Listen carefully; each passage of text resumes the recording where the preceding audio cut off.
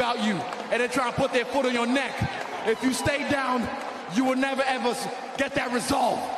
Fortify your mind and feel this level of happiness as you rise. One time in your life, but I'm blessed to be able to feel this again and again and again and again and again.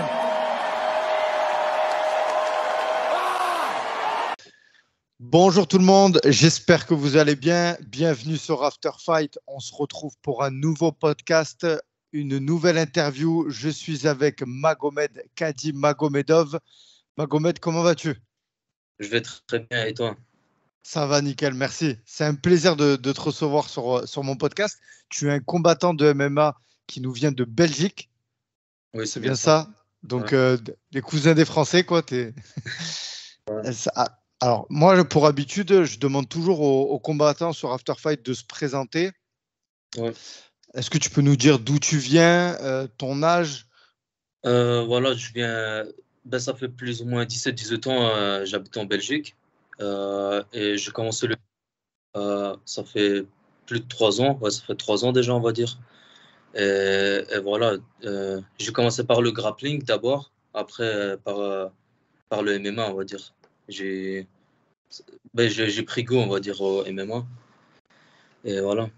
Et tu as quel âge du coup aujourd'hui? Là, j'ai 27 ans. Tu as 27 ans et tu as commencé le MMA il y a 3 ans. Ouais, c'est bien ça. D'accord. Et avant, est-ce que tu avais fait des sports de pied-point, de la lutte, du grappling, du judo Ouais, peut-être? ouais, j'avais fait de la kick, je faisais de la natation. En fait, je faisais pas vraiment les compétitions. Je faisais plus pour moi, pour garder la forme, on va dire. Les compétitions, j'ai commencé vraiment avec le JJB. En fait, j'ai commencé à 23 ans, on va dire. Et après, j'ai fait 2-3 ans de grappling et j'ai passé en MMA, en fait. Et c'est vraiment à ce moment-là que j'ai commencé les compétitions. Avant, on va dire, je m'entraînais, mais juste pour moi. Et voilà. D'accord.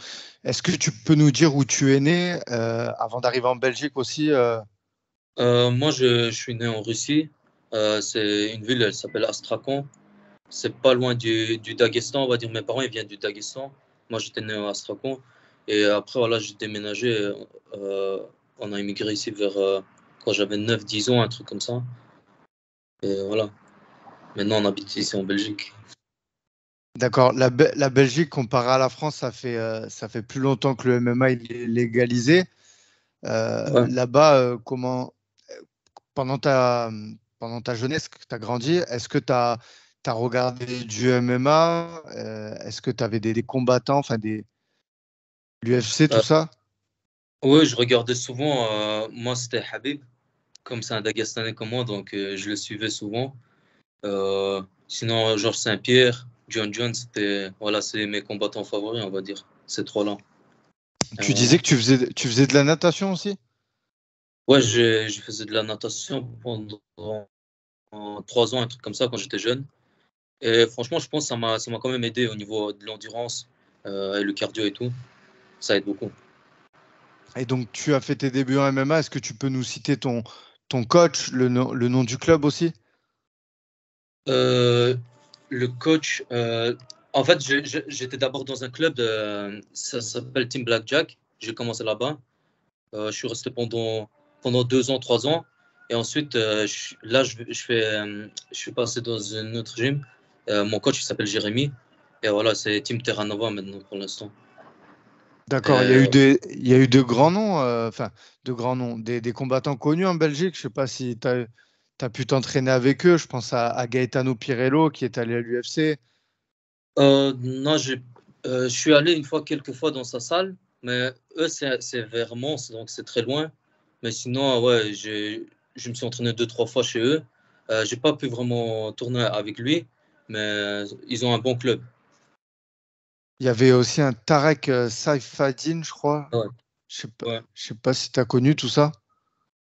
Non, moi, on va dire, j'étais pas dans le MMA et tout, tu vois. J'étais plus dans les études, donc j'ai pas pu trop le connaître. Mais je le connaissais de base, on va dire, avant, parce que tout le monde parlait de lui, mais pas comme ça personnellement. Et toi, qu'est-ce que tu aimes le plus dans le MMA? Plutôt la partie sol, étant donné que tu as une grosse base en grappling, le combat debout? Ouais, moi, je préfère le grappling, comme je viens de là, on va dire. Sinon, le debout aussi, j'aime bien. Parce que, en fait, j'ai commencé par la kickboxing, donc j'ai quelques bases. Mais voilà, plus je préfère le sol, comme ça, tu reçois moins de coups, tu vois, au visage. Et voilà. Mes 2 premiers combats, on va dire, en pro, j'ai fait debout. Et voilà, j'ai cassé 2 fois le nez, tu vois. Donc, je préfère plus le sol. C'est un peu moins spectaculaire, on va dire, mais au moins, tu repars sans blessure, on va dire. Bien sûr. Et justement, c'est ce que j'allais te demander. Toi, là, tu as commencé du coup, ta carrière en professionnel. Est-ce Ouais. que tu as fait du parcours amateur avant un petit peu? Euh, En fait, j'ai fait un combat en amateur et je suis passé D'accord. directement. En fait, on va dire pendant le Covid, euh, les salles et tout, ils étaient fermés. Moi, je faisais les études au école, en fait. Et du coup, c'était les cours à distance et tout, les salles ils étaient fermées. Et voilà, moi, j'en avais marre, je suis parti en Thaïlande, en fait, pendant 4 mois. Et on m'a proposé un combat là-bas, on va dire, mon premier combat pro. D'accord. Tu es parti en Thaïlande. Et là, il n'y a pas très longtemps, justement, quand on a échangé, toi et moi, tu étais aussi. C'était en Bolivie. Enfin, je sais plus où tu étais exactement. J'étais en Bosnie. En Bosnie, pardon. Et du coup, ces voyages que tu fais, c'est pour aller aiguiser tes armes dans Oui, le voilà, MMA. c'est ça. C'est pour prendre, on va dire, de l'expérience un peu partout. Parce que, on va dire, chaque pays, ils ont un style différent. Et ça, j'aime bien. Je suis aussi allé en France. J'ai fait MMA Factory. Je suis allé, je tournais un peu là-bas. Euh, et voilà, c'était bien. Ah, mais c'est bien. Et là, pour toi, c'est là où que tu te sens le mieux, en fait, quand tu t'entraînes. Est-ce que c'est chez toi en Belgique ou, par exemple, quand tu as été à Paris ou en Euh, Thaïlande? Ben, en fait, en Belgique, c'est bien. On va dire, on n'a pas vraiment on va dire, de bonnes infrastructures comme en France. Euh, D'accord. et je trouve on a aussi moins de combattants et tout. Donc, je préfère aller. C'est pour ça que je vais chaque fois faire des petits stages à gauche, à droite. Sinon, la Thaïlande, qu'est-ce que j'aime bien, c'est que, on va dire, vers décembre, janvier, tous les combattants, on va dire, du UFC, tous ceux on va dire, du Daghestan et tout, ils viennent là-bas. Et du coup, on va dire, il y a vraiment du haut niveau. Et du coup, quand tu t'entraînes avec eux, ben, obligé, tu progresses. C'est ça que j'aime bien. Et là, à l'heure actuelle, est-ce que tu regardes un peu les combats de MMA, que ce soit en France, à Arès, à l'UFC, le Brave, je pense Euh, à des ouais, combattants qui performent là-bas. ouais, je regarde un peu Ares. J'ai aussi vu KSW, mais voilà, avec Saladin Parnasse et tout. Ouais. Je suis un peu ça. Sinon, je regarde en majorité, c'est quand même UFC, je regarde, on va dire. Les autres, Ouais, je veux dire, tu t'intéresses au MMA en dehors ouais, de tes ça. entraînements. Là, tu as dit que tu faisais des études, ces études sont terminées. Est-ce que Ouais, vraiment tu te consacres à 200% au MMA? ouais, Tu maintenant, ouais. travailles à côté? Non, je travaille pas. Maintenant, je travaille Vraiment, c'est une pas. question, du coup, pour un peu savoir tes objectifs à long terme. Tu mises tout sur le MMA, en fait, aujourd'hui. Ouais, j'essaie de miser tout. Parce que quand on est en pro, en fait, si je veux vraiment, on va dire, aller loin, avoir du résultat, je trouve, tu peux pas travailler et faire ça en même temps. Parce que il y a des gars, ils s'entraînent 2, 3 fois par jour presque. Toi, tu vas t'entraîner 1 fois par jour, c'est pas la même chose. C'est ça, en fait. Et là, j'ai pu voir tes derniers combats. Moi, j'étais vraiment impressionné de ton niveau. Là, tu es à 4 victoires, 0 défaite. Alors, Oui, on sait qu'aujourd'hui, dans le MMA, ben, tu parlais de Khabib, c'est des combattants qui ont été invaincus. ouais, c'est Est-ce ça. que, je suis obligé de te poser cette question, je sais que c'est tôt encore pour te la poser, mais est-ce que tu souhaites garder ce bilan d'invaincu le plus longtemps possible ou tu n'as pas peur de la défaite, peu importe? Ben, on va dire, je pense pas trop à ça, parce que, en fait, si tu penses à genre, rester invaincu, en fait, ça te met une pression, on va dire, de plus. Bien sûr. Ouais, donc moi, chaque fois que je sors dans le combat, je m'en fous en fait. Je pense pas à ça. Pour moi, c'est pas important, on va dire, parce que de toute façon, un jour ou l'autre, tu peux avoir une défaite. C'est pas toi qui décide, tu vois. Et du coup, non, j'ai pas vraiment d'objectif comme ça. Si je reste invaincu, c'est bien. Sinon, tant pis, on va dire. Voilà. Et tout à l'heure, tu parlais du coup de Khabib. Est-ce qu'il y a d'autres combattants avec qui tu aimerais bien t'entraîner ou que tu t'inspires, ou toi, tu essaies vraiment de créer ton style à part entière? Euh, En fait, j'ai parlé de Habib aussi dans sa salle au Daghestan. J'ai pu m'entraîner au moins 3 semaines comme ça. Euh, ben, lui, et franchement, le niveau, c'est rien à voir, on va dire. C'est vraiment un autre monde chez eux. Et franchement, c'était une bonne expérience. Et c'est de là que j'ai vraiment, on va dire, j'ai aussi pu progresser parce que je pouvais tourner qu'avec des gars vraiment chauds. Ben, comme tu vois, leurs résultats à l'UFC, ça montre leur niveau, hein. Bien sûr, et Ouais, on pense aussi aux États-Unis, l'ACA, tout ça, c'est ouais, voilà. des grosses salles, on voit beaucoup de Français y aller. Toi, c'est dans tes objectifs aussi d'aller faire un petit tour là-bas? Ouais, ben moi, je trouve que le meilleur niveau en MMA, maintenant, je pense que c'est quand même l'Amérique. Ça se voit, tu vois. Et du Bien coup, sûr. ben voilà, on va dire financièrement, c'est un peu chaud pour l'instant, parce que c'est très cher là-bas. Je préfère aller en Thaïlande encore, c'est beaucoup moins cher, donc voilà. Ça, c'est dans le Et futur. ouais, dans le futur, bien sûr. Ben, en tout cas, moi, je te le souhaite de pouvoir aller t'expatrier et aiguiser tes armes dans ces différents clubs. Si tu pourrais nous raconter aujourd'hui une journée type de ton réveil, tu déjeunes, tu vas faire Ouais. ton premier entraînement, comment ça se passe, la préparation physique, est-ce que c'est géré aussi? Explique-nous un peu une journée type avec toi, Magomed. Voilà, je me lève plus ou moins vers 8 heures. Euh, je mange un petit peu. Ensuite, je vais m'entraîner avec mon coach, on va dire 1 heure, 1 heure et demie, mais vraiment technique. Vraiment, c'est basé sur la technique. Et le soir, je fais plus à peu près le même entraînement, mais plus des sparring, quoi. Il y a plus de gars. Euh, Sinon, la prépa physique, ben moi, les autres combats que j'avais, j'avais pas vraiment fait de grosses prépa physiques. Mon troisième combat, j'ai fait. Le quatrième, j'ai pas fait aussi. Le troisième combat, en fait, c'était le seul où j'avais fait le prépa physique. Euh, Maintenant, j'essaie de trouver aussi un préparateur physique parce que on va dire, dans la MMA, c'est important. À un moment donné, il Ah, faut. bien sûr, bien sûr. Et voilà. Sinon, pour l'instant, je fais juste, on va dire, 1 à 2 entraînements par jour quand j'ai pas de combat de prévu. Sinon, quand j'ai le combat, ben, c'est obligé 2 entraînements minimum. Et voilà. D'accord. Et je suis obligé de te poser aussi cette question. En nutrition, j'imagine que tu es dans la catégorie des 70 kilos.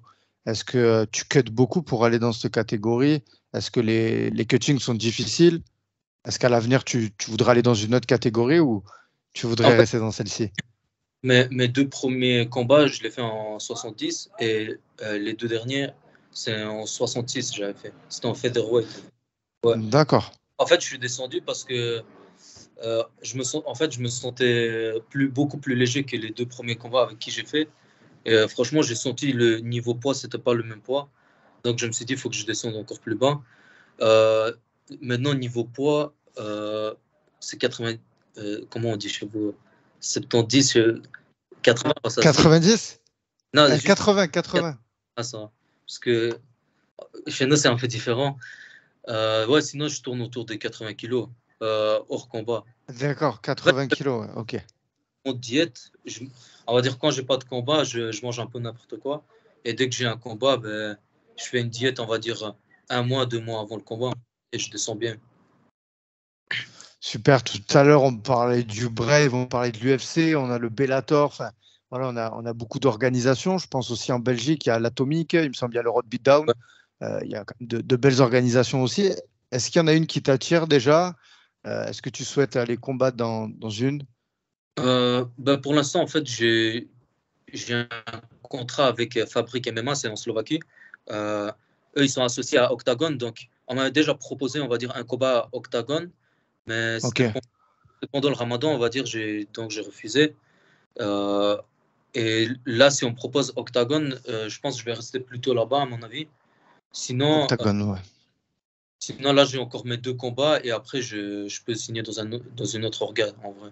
Et Ares, je suis un peu, ça m'intéresse quand même. C'est quand même une bonne organe. Et voilà. Bien sûr. Ouais. Surtout dans cette catégorie-là, là où tu performes, Franchement, tu aurais largement ta place. Puis en plus, ça paye bien, Arès. Faut pas se cacher. C'est une organisation qui paye très bien. Bon, après, je sais pas ce que les autres proposent aussi. Donc, c'est pour ça. Écoute, je pense qu'on a fait le tour. Tu avais un combat de prévu, ton actualité là du moment, tu as un combat de prévu, il me semble, j'avais vu passer une affiche, ça a été annulé? Ouais, en fait, hier, normalement, je devais combattre justement. Mais voilà, c'était hier. C'était le 3. 2 semaines avant le combat, on va dire, ils ont dit la date s'était déplacée. Et du coup, là, je dois attendre, c'est le 2 septembre, genre, c'est dans 3 mois. D'accord. Ouais. Ah ouais, c'est reporté. C'est toujours le même adversaire? Ouais, c'est le même adversaire. Maintenant, il y a moyen qu'il me propose dans Octagon, parce que Octagon, c'est aussi la même organe, on va dire. S'il me propose un combat avant, je vais prendre, mais pour l'instant, rien, tu vois. Ok, donc là, actuellement, entraînement, tu t'entraînes dur et tu tiens prêt, quoi. Ouais, je garde la forme et je suis prêt, on va dire. Ça va, super. Écoute, Magomed, moi, c'était un plaisir d'échanger avec toi. Je tenais à mettre en avant ta personne sur After Fight. Et aussi, je voulais passer une petite dédicace aux maîtres fumiers qui te partagent souvent dans leur story. Donc, pour être sincère, je t'ai connu grâce à ce média et ton profil m'a interpellé. J'ai été voir tes combats et j'ai dit, je suis obligé de lui proposer de l'invitation. Donc, merci d'être venu. C'était un plaisir. Chez After Fight, à chaque fin d'interview, il y a le 5. C'est un petit quiz de 5 questions avec 2 choix de réponse possibles. Est-ce que tu es prêt, Magomed? Ouais, vas-y. Alors, Khabib Nurmagomedov ou Islam Makhachev? Tu devais en choisir qu'un. Ok. La boxe ou la lutte? La lutte. Ok. Cardio ou musculation? Cardio. Et l'entraînement ou le combat? Le combat. Et ton repas préféré, hors diète, quand il n'y a pas de combat à l'approche, que tu peux te faire plaisir en Belgique? Moi, c'est de notre tradition, le khinkal, tu vois. Ça s'appelle khinkal. D'accord, c'est un plat de chez toi, de Russie? Les Caucasiens, ils vont savoir direct. Ok, bon, super. Écoute, Magomed, c'était un plaisir encore. Merci d'être venu sur le podcast. Merci. Je te laisse le mot de la fin si tu veux faire passer un message pour, je ne sais pas si tu as des sponsors à remercier, des entraîneurs, des sparring, des coéquipiers, peu importe. Je te laisse le mot de la fin. Franchement, j'ai rien à dire, juste merci pour cette interview. Et voilà. À très bientôt, merci Magomed. À très bientôt, j'espère. Vas-y.